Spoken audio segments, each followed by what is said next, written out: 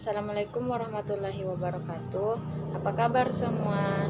Salam berbahagia untuk kita semua. Baik, di hari yang cerah ini kami akan mempresentasikan tugas kelompok kami mengenai pengembangan profesional guru. Adapun nama kelompoknya, saya sendiri atas nama Andi Dewi Andriani, yang kedua ada Nur Fadila Febrianti, yang ketiga Nur Sakina Fitri, dan yang keempat ada Sri Ningsi. Baik, langsung saja saya akan menjelaskan tentang pengembangan profesi guru. Nah, guru sebagai profesi perlu diiringi dengan pemberlakuan aturan profesi keguruan, sehingga akan ada keseimbangan antara hak dan kewajiban bagi seorang yang berprofesi guru. Antara lain, Indonesia memerlukan guru yang bukan hanya berperan sebagai guru saja, atau bisa disebut mereka ini tidak disebut hanya sebagai guru, melainkan guru profesional terhadap profesinya sebagai seorang guru. Aturan profesi keguruan berasal dari dua kata dasar, yaitu profesi dan bidang spesifik guru atau keguruan. Tugas guru dikatakan sebagai tugas profesional karena tugas guru ini meliputi mendidik, terus melatih juga. Nah, apa itu mendidik? Mendidik itu dia mengajar dan melatih, mendidik, meneruskan dan mengembangkan nilai-nilai kehidupan yang ada di sekitar kita. Nah, terus ada juga mengajar. Mengajar berarti meneruskan dan mengembangkan ilmu pengetahuan dan teknologi, terutama yang dia ketahui dia bagikan kepada murid-murid, supaya murid-murid ini juga bisa mengembangkan pengetahuan dan teknologi yang diketahui dari guru tersebut, sehingga ada generasi untuk kedepannya.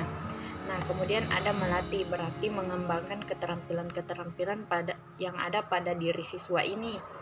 Nah, guru juga dapat dikatakan memiliki tugas kemanusiaan, karena di sekolah guru menjadi orang tua bagi siswa-siswa. Maka dari itu bisa disebut guru ini sebagai orang tua kedua bagi para anak di sekolah. Nah, selanjutnya yang saya jelaskan ada syarat-syarat profesi. Nah, syarat-syarat profesi ini ada 5. Yang pertama ini spesialisasi ilmu sehingga mengandung arti keahlian. Kemudian yang kedua ada kode etik yang direalisasikan dalam menjalankan profesi, karena pada hakikatnya guru telah mengabdi kepada masyarakat demi kesejahteraan masyarakat itu sendiri bagaimana ke depannya.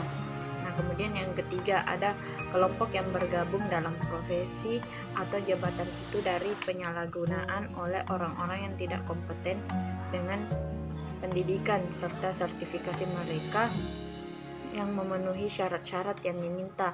Kemudian yang keempat ada masyarakat luas yang memanfaatkan profesi tersebut. Kemudian yang terakhir ada pemerintah yang melindungi profesi dengan undang-undangnya. Baik, terima kasih atas kesempatannya. Di sini saya akan melanjutkan materi yang telah dipaparkan oleh Saudari Riani. Nah, terdapat 5 kegiatan yang termasuk pengembangan profesi. Yang pertama, melaksanakan kegiatan karya tulis ilmiah atau karya tulis di bidang pendidikan. Yang kedua, menemukan teknologi tepat guna di bidang pendidikan. Yang ketiga, membuat alat pelajaran atau peraga atau alat bimbingan. Dan yang keempat, menciptakan karya seni. Dan yang kelima adalah mengikuti kegiatan pengembangan kurikulum. Baik, materi selanjutnya yaitu pengembangan profesionalisme guru dalam mewujudkan kualitas pendidikan. Pendidikan memiliki peran yang sangat strategis dalam peningkatan kualitas sumber daya manusia atau SDM. Di Indonesia sendiri yang memiliki kesanggupan untuk menghadapi tantangan masa depan yang semakin kompetitif. Dalam tataran masa kini, peningkatan sumber daya manusia menjadi prioritas dalam parameter kemajuan suatu bangsa. Tidak ada jalan lain untuk pengembangan tersebut adalah dengan cara peningkatan mutu pendidikan. Dengan meningkatnya mutu pendidikan dapat ditentukan oleh beberapa faktor penting, yaitu input, proses, dukungan lingkungan, dan sarana dan prasarana. Input berkaitan dengan kondisi peserta didik, diantaranya minat, bakat, potensi, motivasi, dan sikap. Proses berkaitan erat dengan penciptaan suasana pembelajaran, yang dalam hal ini lebih banyak ditekankan pada kreativitas pengajar atau guru. Dukungan lingkungan berkaitan dengan suasana atau situasi dan kondisi yang mendukung terhadap proses pembelajaran, seperti lingkungan keluarga, masyarakat, alam sekitar. Sedangkan sarana dan prasarana adalah perangkat yang dapat memfasilitasi aktivitas pembelajaran, seperti gedung, alat-alat laboratorium, komputer, dan sebagainya. Berkaitan dengan faktor proses, guru menjadi faktor utama dalam penciptaan suasana pembelajaran yang efektif dan efisien. Assalamualaikum warahmatullahi wabarakatuh. Saya atas nama Nur Sakinah Fitriha akan melanjutkan materi selanjutnya, yaitu menurut Aceh Suryadi pada tahun 2004, guru yang berkualitas paling tidak memiliki keempat kriteria utama, yaitu yang pertama, kemampuan profesional, yang kedua, upaya profesional, yang ketiga, waktu yang dicurahkan untuk kegiatan profesional, dan yang keempat, imbalan atas hasil kerjanya. Selanjutnya adalah pendidik sebagai tenaga profesional. Guru yang profesional juga harus memiliki pemahaman yang mendalam tentang hakikat manusia dan masyarakat. Hakikat-hakikat ini akan melandasi pola pikir dan pola kerja guru dan loyalitasnya kepada profesi pendidikan.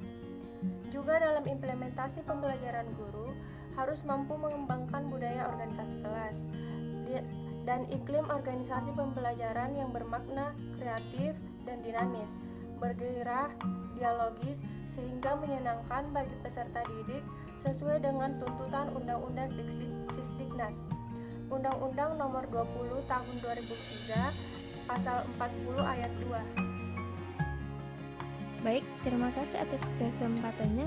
Saya akan melanjutkan materi dari Nur Sakinah Fitrin, yaitu kompetensi profesionalisme guru. Profesionalisme guru dapat diwujudkan melalui pemberdayaan potensi dan prestasi guru.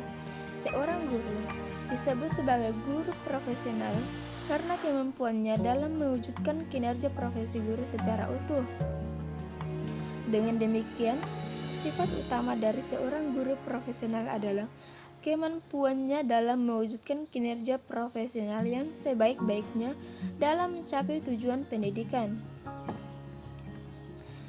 Adapun pengertian kompetensi, yaitu seperangkat penguasaan kemampuan yang harus ada dalam diri guru agar dapat mewujudkan kinerja profesionalnya secara tepat dan efektif.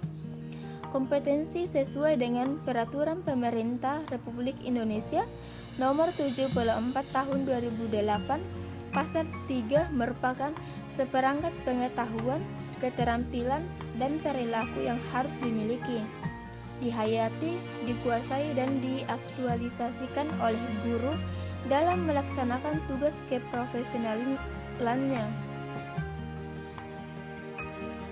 Selanjutnya, jalur peningkatan profesionalisme guru.